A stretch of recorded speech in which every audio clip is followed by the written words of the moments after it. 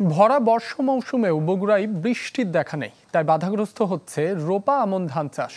কৃষকরা বলছেন অনেকটা বাধ্য হয়েই জমিতে গভীর ও অগভীর নলকূপের পানি দিয়ে চাষাবাদ শুরু করেছেন তারা। তবে এতে উৎপাদন খরচ বাড়বে অনেক।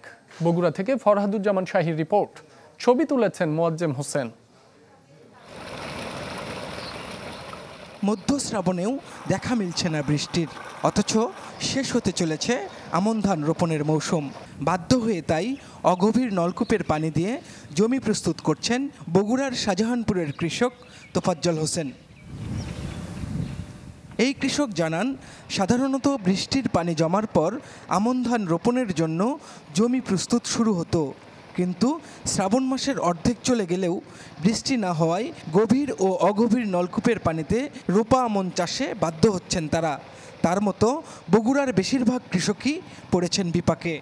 সাধারণত আমরা আমন ধান প্রাকৃতিক বৃষ্টির উপর নির্ভর করছিলাম, এবার কিন্তু বৃষ্টি নাই, খরা বেশি, যার জন্য মানে সেচ দিতে হচ্ছে। সেজন শেষের দিকে চলে যাচ্ছে, আরও 2-4 দিন আগে লাগান লাগতো জমি, কিন্তু বৃষ্টি না হওয়ার কারণে আমাদের পিছিয়ে গেল। আকারের দিকে তাকে থাকলো এতদিন যে বৃষ্টি হবে, তো বৃষ্টি না হওয়ার কারণে আমরা শেষ লেগে আবার জমি লাগান শুরু করছি।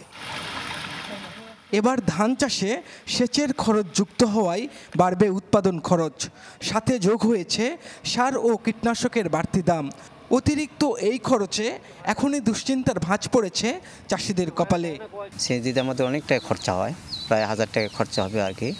আর এদিকে আমাদের তো সারের দাম, ওষুধের দাম অনেক বৃদ্ধি আর কি। কারেন্ট বিলের যে পরিমাণ, সাধারণ জনগণের অবস্থা খুবই খারাপ। কৃষি সম্প্রসারণ অধিদপ্তরের কর্মকর্তারা বলছেন, বগুড়ায় এবার পর্যাপ্ত সারের মজুদ আছে। চাষিদের সেচ ও সারের বাড়তি খরচ কমাতে নিয়মিত মনিটরিং করছেন তারা।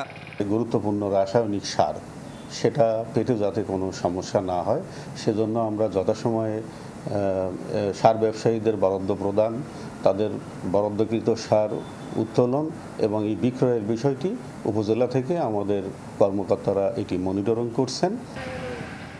এবার বগুড়ায় 1,84,000 হেক্টর জমিতে রোপা আমন চাষের লক্ষ্যমাত্রা নির্ধারণ করেছে কৃষি সম্প্রসারণ অধিদপ্তর।